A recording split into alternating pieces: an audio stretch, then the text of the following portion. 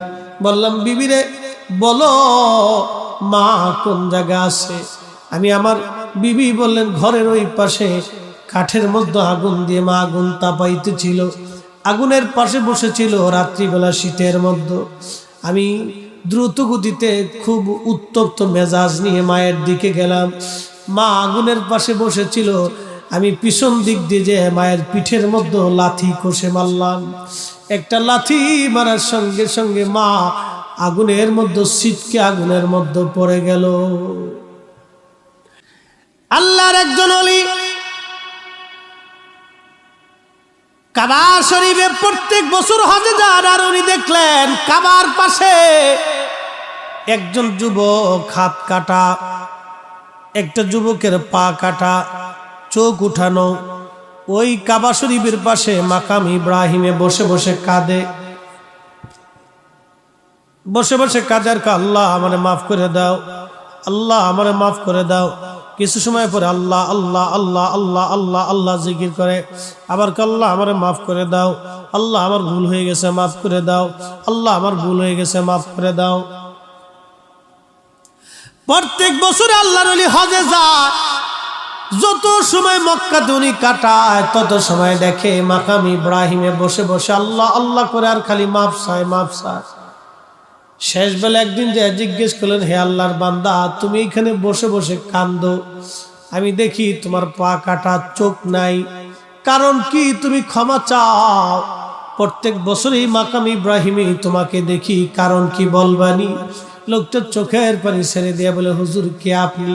বলে আমি শিবলি নুমানি। বলে হুজুর কারণ কি? কি জন্য আপনি জিজ্ঞেস করেন? বলে বন্ধুরে তোমাকে যতবার আমি কাবায় আসছি ততবারই তোমাকে এখানে দেখি, কারণ কি? তোমার পা নাই, চোখ তোমার নাই, তুমি অন্ধ, তুমি কাঁদো। আল্লাহর বান্দা বলবা কি? তোমার জীবনের কি ঘটনা ঘটেছিল? তখন আল্লাহর বান্দা কেঁদে দিয়ে বলে, হুজুর আমার জীবনের একটা ভুল আমাকে এখানে নিয়ে আসছে, কিন্তু জানি না রাব্বে কারীম আমার জীবনের গুনাহ মাফ করছেনি। বলে বলো তোমার জীবনের ভুল কি? ওই লোকটি কেঁদে বলে, হুজুর আমার আব্বা জান ছিল কাঠুরিয়া, আমার আব্বা মারা গেলেন তখন আমি মায়ের কোলের মধ্যে দোলনায়। আমার মা ইচ্ছা করলে আরেকটা বিবাহ করতে পারতেন, কিন্তু আমি সন্তানের দিকে তাকায় মা দ্বিতীয় শাদী করেন নাই, দ্বিতীয় স্বামী গ্রহণ করেন নাই। আমার মা আমাকে নিয়ে জীবন সংসার চালাইতে লাগলেন। আমি বড় হলাম, বাবার কাজ কাঠুরিয়ার কাজ আমি ধরে ফেললাম, কাঠ কেটে বিক্রি করে কোন রকম সংসার মাকে নিয়ে চালাইতে লাগলাম। একদিন মা আমাকে ডেকে বললেন, বাসারে তুমি তো বড় হয়ে গেছো, তোমাকে বিয়ে দেওয়ার দরকার।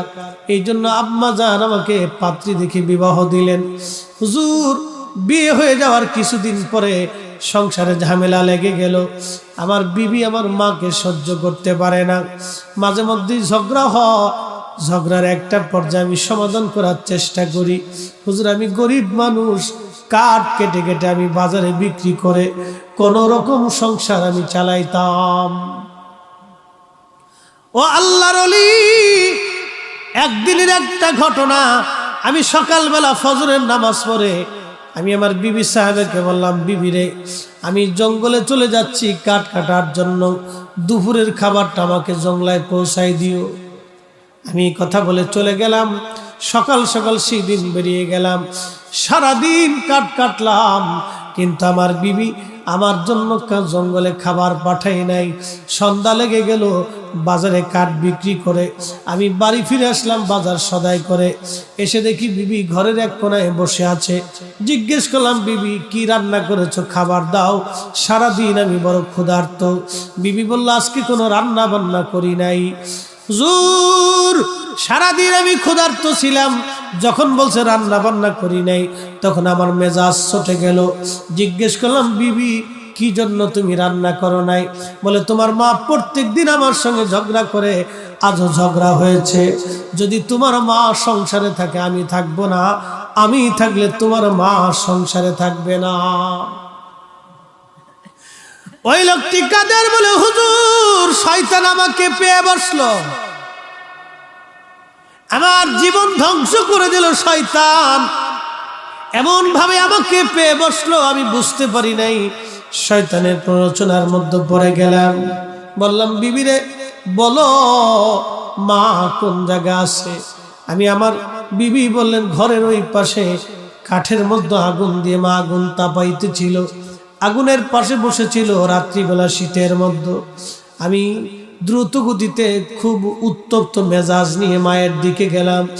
মা আগুনের পাশে বসেছিল, আমি পিছন দিক দিয়ে যে মায়ের পিঠের মধ্যে লাথি কষে মারলাম। একটা লাথি মারার সঙ্গে সঙ্গে মা আগুনের মধ্যে ছিটকে আগুনের মধ্যে পড়ে গেল। হুজুর, মা যখন আগুনের মধ্যে পড়ে যায়, আল্লাহর ওলি রে, আমি তখন আমার হুঁশ ফিরে আসলো। আহা, আমি করলাম কি বড় সর্বনাশ আমি করে ফেললাম। আল্লাহর ওলি মাকে টান দিয়ে আমি বের করে নিয়ে আসলাম। আনার পরে দেখি মা আর দুনিয়াতে নাই, দুনিয়া ছেড়ে মা বিদায় হয়ে চলে গেছে। হুজুর, আমি পাগল পারা হলাম। যেই জননী ছোট্টকাল থেকে আমাকে বড় করে তুললো, আজকে বিবির প্ররোচনায়, ক্ষুধার যন্ত্রণায়, আমি অভাবের তাড়নায় আজকে মাকে লাথি মেরে আগুনের মধ্যে ফেলে দিলাম। হুজুর, বিশ্বাস করেন, আমি আমার মাকে জানাজা পড়াইলাম, কবরস্থ করলাম। কবরস্থ করার পরে আমি যেই বিবির প্ররোচনায় মাকে লাথি মেরেছিলাম, চিন্তা করলাম না, এই বিবি আর ঘরে রাখবো না। বিবির সাথে আমার তালাক হয়ে গেল, সারাসারি হয়ে গেল। আমি বিবি জুদা করে দিলাম, তালাক মেরে দিলাম। হুজুর, বিশ্বাস করেন, এরপরেও আমার মন মানে না। চিন্তা করলাম না, তওবা আমার হয় নাই, এরপরেও কি মালিক আমাকে মাফ করবেনি। বাড়ি চলে আসলাম। চিন্তা করলাম, যে পা দিয়ে মাকে লাথি মেরেছিলাম, এই পা আর রাখবো না। এই পা আমি বেঁধে নিয়ে কোরাল দিয়ে নিজে হাতে পা কেটে ফেললাম। হুজুর, এরপরেও আমি চিন্তা করলাম, যদি আল্লাহ মাফ না করে, যেই চোখ দিয়ে আমি আমার মাকে দেখে লাথি মেরেছিলাম, হুজুর, আমি নিজে ইচ্ছায় চোখ দুটি নষ্ট করে ফেললাম, যদি আল্লাহ মাফ করে। তারপর আমার মনে শান্তি হয় নাই। আমি মাকাম ইব্রাহিমে বসে বসে কাঁদি, যদি আল্লাহ ক্ষমা করে। কিন্তু এখনো শান্তি পাই নাই, মাফ হইছে কি? এখন আমি খবর পাইনি মাফ হইছে কি। আপনি তো আল্লাহর ওলি, একটু মোরাকাবা করে দেখেন আল্লাহ আমারে মাফ করছেনি। আল্লাহর ওলি হাতিমে কাবায় সেজদায় পড়ে যায়, বলেন, ইয়া রব, তোমার বান্দার জীবনের অনেক বড় ভুল, কিন্তু তওবা করতে করতে মাকাম ইব্রাহিম পর্যন্ত আসছে। এখানে বসে বসে কাঁদে, ইয়া রব, তুমি বলো তোমার বান্দার জীবনের গুনাহ মাফ হইছিনি। আল্লাহ এলহাম করে বললেন, বন্ধু, আমার বান্দাকে জানায় দাও, কোটি বছর যদি মাকাম ইব্রাহিমে কাঁদে, আমি মালিক তারে মাফ করব না, তার মা তাকে ক্ষমা না করা পর্যন্ত। ওই লোকটি কাঁদে আর বলে, হুজুর, আমার উপায় কি?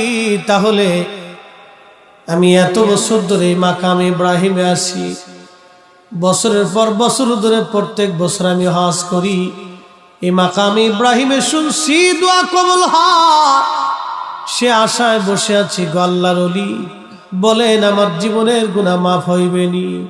বলে, চলো দেখি তোমার মায়ের কবরের পাশে চলো। মাকাম ইব্রাহিমে বসে বসে কোনো কাজ হবে না। প্রশ্ন রাখবেন, হুজুর, মার কবরের পাশে গেলে কি হবে, বাবার কবরের পাশে গেলে কি হবে? যে যুবকরা, যে বন্ধুরা, বৃদ্ধ বাবাজিরা, আমরা আজকে কবর জিয়ারতগুলি ভুলে গেছি, মা বাবার কবরের পাশে যাই না। আপনি জানেন বাবা মার কবরের পাশে গেলে কি হয়? যখন আপনি যা থেকে সালাম দিবেন, তখন বাবা কবর থেকে সালামের জবাব দিয়ে বলে, দেখছো আমার খুকা বুড়া হয়ে গেছে, কিন্তু আমি বাবার কবরের পাশে দাঁড়ায় গেছে। মা ডাকবে, দেখছো আমার ছেলেটার দাড়ি পেকে গেছে, তারপর আমার ছেলে আমার কবরের পাশে দাঁড়ায় গেছে। ওই সন্তানের জন্য বাবা মা তখন খুশি হতে থাকে। যখন সন্তান কবরের পাশে দাঁড়ায় কিছু জিয়ারত করে, বাবা মার জন্য দোয়া করে, তখন কবর থেকে বাবা মাও দোয়া করতে থাকে। একবার জোরে বলা যাবে কি সুবহানাল্লাহ? ওই কবর থেকে তারা চিনে, তারা দেখে। আপনি দেখেন না, আপনি চিনেন না, সেটা আপনার দোষ। ওই কবর থেকে তারা চিনে। আপনি যে কবরের পাশে যে দাঁড়িয়েছেন, সালাম দিছেন, ওই কবরওয়ালা আপনি চিনে, আপনাকে দেখে, আপনি দেখেন না। তা না হলে সালাম দেওয়ার অর্থ কি? যে সালামের জবাব দিতে পারে না, সালাম দিতে শোনে না, তাকে সালাম কি করে দিবে? প্রত্যেক কবরওয়ালারা আপনাকে দেখে, কিন্তু আপনি দেখেন না। প্রিয় নবীজি একদিন বদরের প্রান্তরে কাফেরদের লাশগুলি কুয়ার মধ্যে ফেলে দেওয়া হয়েছিল। বদরের সেই কুয়া এখনো আছে মসজিদের পাশে, বদর মসজিদের পাশেই কুয়া। এই কুয়ার পাশে দাঁড়ায় নবী বলতেছে, এ উতবা, সাইবা, আবুল আহাব, মুগিরা, আবু জেহেল, তোমাদেরকে না বলেছিলাম, কালেমার দাওয়াত দিয়েছিলাম, বুঝলি? আজকে তো আল্লাহর কাছে চলে গেছিস, বুঝতো এবার, দেখতো আমি সত্য না মিথ্যা, এখন আল্লাহর কাছে যে বুঝবি। হযরত ওমর পিছন থেকে বলেন, ইয়া নবী আল্লাহ, ওরা তো মরে গেছে, মরা মানুষকে কথা শুনে। নবী বললেন, ওমর, ওই মালিকের কসম করি যে মালিক আমাকে সত্য সহ নবী করে পৃথিবীতে পাঠিয়েছে, তুমি যেরকম শোনো তোমার চাইতে তারা বেশি শোনে, তুমি যেমন দেখো তোমার চাইতে তারা এখন বেশি দেখতেছে। কাফেররা মরার পরে দেখে, তো মুসলমান কি করবে বলেন তো? এই জন্য কবরের পাশে যাবে। এই যারা পিতামাতা কবরে চলে গেছে, মায়ের কবরের পাশে যে দাঁড়াবেন, হাত তুলে কেঁদে দিবেন। বাবার কবরের পাশে দাঁড়াবেন, প্রত্যেক জুমাতে যাবেন, প্রত্যেক ফজরে যাবেন, সুযোগ হলে, কাজ না থাকলে প্রত্যেক ফজরে বাবার কবরের পাশে দাঁড়িয়ে যাবেন। এই আমল ভুলে গেছি আজকে আমরা, এই সুন্নতের কথা মনেই নেই আমাদের। আল্লাহ রাসূল বলেন, শেষ জামানাতে আমার একটা সুন্নতকে যদি তোমরা আঁকড়ে ধরো, ঠিকমতো পালন করো, 100 শহীদের সওয়াব তোমাদের আমলনামায় হবে। আরো জোরে। হযরত ফাতেমাতুজ জাহরা প্রত্যেক জুমাতে হাউদে চড়ে, উটের পিঠে চড়ে, উহুদে যে আমির হামজার মাজার শরীফের পাশে যে দোয়া করতেন, দাদার জন্য দোয়া করতেন আর কাঁদতেন। দাদা খুব ভালোবাসতো ফাতেমাকে। হযরত আমির হামজার দাদা ছিলেন, খুব ভালোবাসতো ফাতেমাকে। এত ভালোবাসতো, ফাতেমার বিয়ের সময় উট দুম্বা কুরবানি করে, আমার নাতির বিয়ে হচ্ছে, উট দুম্বা জবাই দিয়ে ফাতেমার অলিমা খাওয়াইছিলেন এবং খুব কেয়ার করতেন ফাতেমাকে। এই জন্য ফাতেমা সারা জীবন কৃতজ্ঞ ছিলেন দাদার প্রতি। প্রত্যেক জুমাতে দাদার কবরের পাশে যে দাঁড়ায় কাঁদতেন আর দাদার জন্য দোয়া করতেন। এটার নাম কৃতজ্ঞতা। আমরা অকৃতজ্ঞ হয়ে গেছি, ভাবতেছি মসজিদে নামাজ পড়ে সেজদা দিয়ে বেহেশতে চলে যাবো নাকি। হ্যাঁ, মেজাজ খুব মাঝে মধ্যে চড়া হয়ে যায় নাকি। কুল রাখতে হবে, ঠান্ডা, সব জায়গায় মেজাজ চড়া হলে হবে না। মা এমন একটা জিনিস, রব্বে কারীম জানিয়ে দিলেন, কিয়ামত পর্যন্ত যদি হায়াত হয়, মাকাম ইব্রাহিমে বসেও যদি কাঁদে, আমি আল্লাহ তাকে মাফ করব না, তার মা তাকে ক্ষমা না করা পর্যন্ত। মোরাকাবা থেকে উঠে জামার কলার ধরে বলতেছে, বেটা এখানে বসে কাঁদলে কাজ হবে না, তোর মায়ের কবরের পাশে যা। তুই যে ভুল করেছিস, মাকাম ইব্রাহিমে বসে কাজ হবে না, যা তোর মায়ের কবরের কাছে যা, মাপ চাইতে থাক, দেখ তোর মা তোকে মাফ করে কিনা। যদি ওখান থেকে মাফ হয় তো আরশে আজিম থেকে মাফ হবে, নতুবা কোটি বছর কাঁদলেও তোর মাফ হবে না।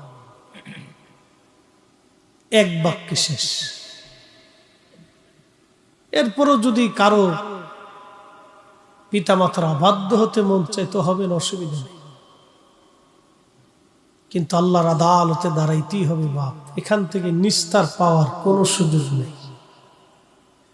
মেহেশরে আল্লাহর সামনে দাঁড়াইতে হবে।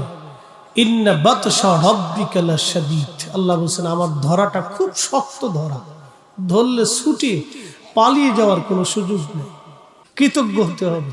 একটা বাবা 40 বছর সন্তানের পিছনে পরিশ্রম করে, একটা মা সন্তানের পিছনে 40 বছর ধরে পরিশ্রম করতে করতে মার জীবনের সব শেষ হয়ে যায়। আহা, এই মা জীবনের সব শেষ করে ফেলে সন্তানের পিছনে সময় ব্যয় করতে করতে, কিন্তু এই সন্তান যখন বড় হয় তখন এই সন্তান মায়ের সাথে বেঈমানি করে, বাবার সাথে বেঈমানি করে। যখন বাবা মার সাথে বেঈমানি করে, আমার আল্লাহ রাব্বুল কারীম তখন বলে দিলেন, হে বান্দা কাদা রাব্বুকা আল্লা তা'বুদু ইল্লা ইয়াহু ওয়া বিল ওয়ালিদাইনি ইহসানা। আমার বন্দেগী করো, আমার গোলামি করো, বান্দারে সাবধান সাবধান, তোমার পিতামাতার সাথে তুমি ইহসান করো, সুন্দর আচরণ করো। কিন্তু সন্তান যখন বয়স হয়ে যায়, বাবা মার সাথে বেঈমানি করে বসে। বহু সন্তান আছে বেঈমানি করে। তাহলে যখন বেঈমানি করলো তখন বেজার হয়ে যায় কে? একসাথে বলেন তো, কে বেজার হয়? আল্লাহ বেজার হয়। একটা ঘটনা আপনাদেরকে শুনি। এই যে শুকর, কৃতজ্ঞতা, বাংলায় বলে কৃতজ্ঞতা। আপনি একটা লোকের উপকার করছেন, এটা একটা মানে আপনার উপকার করছেন, সে আপনার প্রতি কৃতজ্ঞ হওয়া উচিত। মনোযোগ দিয়ে, আমাদের দেশে কিছু মানুষ আছে খুব দাওয়াত করে খাওয়াইছে, খাওয়ানোর পরে ডাইলি লবণ কম হয়েছে, গোশতে একটু মশলা কম হয়েছে। ও খাইতে যাওয়ার সময় কমেছে, ধুর খাবার টাবার তো ভালোই দিছিল, কিন্তু গোশত ভালো হয়েছে না, ডাইলি লবণ কম হয়েছে। আবার কাউরে যদি খাবার একটু কম দিয়ে বসেন, তাহলে পরে যাওয়ার সময় দাওয়াত দিছে, খাবার দিতে পারে নাই, তো দাওয়াত দিল কে আর খাবার দিতে পারলো না কে? তো দাওয়াত দেওয়ার দরকার কি? এরকম কিছু মানুষ আছে খাবার নিয়ে সমালোচনা করে, এগুলো কুত্তার চাইতেও খারাপ। কথা খারাপ বলছি? একটা লোক আপনাকে দাওয়াত দিছে, সে সর্বাত্মক চেষ্টা করছে আপনাকে ভালো খাওয়ানোর জন্য। আপনার পাতে যা দিছে ওইটা খাইয়ে আপনি আল্লাহর দরবারে শুকর করতে হবে, আল্লাহ তুমি আমার জন্য যা বরাদ্দ করছো রিজিক আমি খাইছি, তোমার বান্দা আমারে খাওয়াইছে, সে চেষ্টা করছে, তুমি আরো তার বেশি করে খাওয়ানোর তৌফিক দাও। আমাদের দরকার ছিল তার জন্য দোয়া করা, আল্লাহর শুকর করে। এটা না করে আমরা সমালোচনা করতেছি, তার মানে কুত্তাও ফেল হয়ে গেছে। এটার নাম হলো অকৃতজ্ঞতা। বাজান, দুনিয়ার থেকে কবরে চলে যাব, এই বাংলাদেশে কোটি কোটি টাকার মালিক আছে। মাহফিল যারা দেয় তারা কোটি টাকার মালিক হয় না বাবা, তারা ইন্ডাস্ট্রির মালিক হয় না। মাহফিলে যারা বসে তারা বাবা বড় বড় ধনী ব্যক্তিরা মাহফিলে বসে না। মাহফিলে যারা বসে মধ্যবিত্ত এবং দরিদ্র শ্রেণীর মানুষ মাহফিলে বসে। এই জন্য নবী বলছেন, আমার গরিব উম্মতরা ধনীদের 500 বছর আগে জান্নাতে যাবে। তাও কোন 500 বছর জানেননি? দুনিয়ার 50,000 বছর আর আখিরাতের একদিন, সেই দিনের 500 বছর আগে গরিবরা জান্নাতে চলে যাবে। সুবহানাল্লাহ, কে আসতে হবে আরো জোরে। এ মুসলমান, খুবই মনোযোগ দিয়ে শুনেন, এই পৃথিবী থেকে আমরা কবরে চলে যাব। এই বাংলাদেশের কোটি কোটি টাকার মালিক আছে, গ্রুপ ইন্ডাস্ট্রির মালিক আছে, কবরে চলে গেছে। সন্তান কবরের পাশে দাঁড়ায় না। বনানী, গুলশান এবং ওই আপনার কি বলে আজিমপুর গোরস্থান, বড় বড় গোরস্থান, সন্তান বাবা মার জন্য দোয়া করার সময় পর্যন্ত পায় না। কিন্তু দুনিয়াতে যদি একটা নেককার সন্তান রেখে যান, নামাজের পরে সন্তান দোয়া করবে। এখন তো আবার একদল আছে নামাজের পরে দোয়া টোয়া মানে না, এরা তো ডাইরেক্ট আল্লাহরে পাইতে চায়, আল্লাহরে খুশি করতে চায়। কিন্তু না না না, আল্লাহর দরবারে হাত বাড়াইতে হবে, অনুনয় বিনয় করে আল্লাহর কাছে দরখাস্ত করা লাগবে, আল্লাহর কাছে কাঁদতে হবে, কাঁদলেই আল্লাহ খুশি হয়ে যাবে। আমরা সেজদা আল্লাহর দরবারে পছন্দ নাও হতে পারে, কিন্তু চোখের পানি খোদার দরবারে পছন্দ হয়। আল্লাহর নবী বলেন, আমার উম্মত যখন খোদা রব্বে কারীমের দরবারে চোখের পানি দিয়া, মাছির মাথার পরিমাণ একটু পানি যদি একবার চোখ দিয়ে গড়াইয়া এই গোশতের উপরে এসে পড়েই যায়, আল্লাহর নবী ডাক দেয়া বলতেছেন, শোনো, আমার আল্লাহ পাক খুশি হইয়া 7টা জাহান্নামের আগুন ওই পানি দিয়ে আল্লাহ নিভাইয়া দেবে। একবার জোরে বলা যাবে কি সুবহানাল্লাহ? চোখের পানির দাম আছে না নাই? অনেক দাম, অনেক দাম। এই দাম আমি বুঝাইতে পারতাম না। একটু মাছির মাথা পড়তে দেরি হবে, মাফ হইতে দেরি হবে। যে যাই বলুক, রব্বে কারীমের দরবারে হাত তুলে চোখের পানি ছেড়ে দিবে। এত বেদাতের ফতোয়া বোঝার দরকার নেই, বহুত বুঝছি আমরা, বুঝতে বুঝতে এই পর্যন্ত আসলাম। আহা, উম্মতের সর্বনাশ হয়ে যাচ্ছে। শয়তান খুব সুকৌশলে মুসলমানদেরকে ইস্তিগফার থেকে সরিয়ে দিচ্ছে, খুব সুকৌশলে সরিয়ে দিচ্ছে। কোন সময় বান্দাকে আল্লাহ কবুল করবে, ক্ষমা করবে, আমরা কেউ জানি না। কথা বলেন ঠিক কিনা? হ্যাঁ, খুব মনোযোগ দিন। পৃথিবী থেকে আমরা কবরে চলে যাব। করোনার ভিতরে বহু মানুষ মারা গেছে, বহু সন্তান বাবার কবরের পাশেও পর্যন্ত ভয়ে যায় নাই, জানাজাতেও যায় নাই। তাহলে এই সন্তান রেখে লাভ হবে কি? এরকম সন্তানের সাথে 2-4টা কুত্তা বলা ভালো। কথা খারাপ বলছি? কঠিন বিপদের সময় যদি সন্তানকে পাশের কাছে না পাওয়া যায়, তাহলে মেহেশ্বরের মাঠে কি হবে বলেন তো? এই জন্য কবরের পাশে সন্তানকে শিক্ষা দেবেন, নিজে হাতে করে আপনার বাবার কবরের পাশে আপনার ছেলেকে দাঁড়া করাই দিবেন। আপনার সন্তানকে দাঁড়া করে বলবেন, এটা তোমার দাদার কবর, জিয়ারত করো। ও জিয়ারত করবে। আপনি মরে যাওয়ার পরে আপনার নাতিকে হাত ধরে নিয়ে এসে বলবে, এটা তোমার দাদার কবর। কবরের পাশে দাঁড়িয়ে যাবে। মানুষ অসুস্থ হইলে কেউ যদি দেখতে যায় তো মানুষ খুব খুশি হয়। কবরে চলে গেলে কেউ যদি কবরের পাশে বান্দাকে দেখতে যায় তো কবরওয়ালা খুশি হয়। এত সহজ করে আর বুঝাইতে পারবো না। কবরওয়ালা খুশি হয়। পৃথিবী থেকে একদিন আমরা শূন্যে চলে যাব, একবারে খালি হাতে, কিছুই নেওয়ার সুযোগ নেই।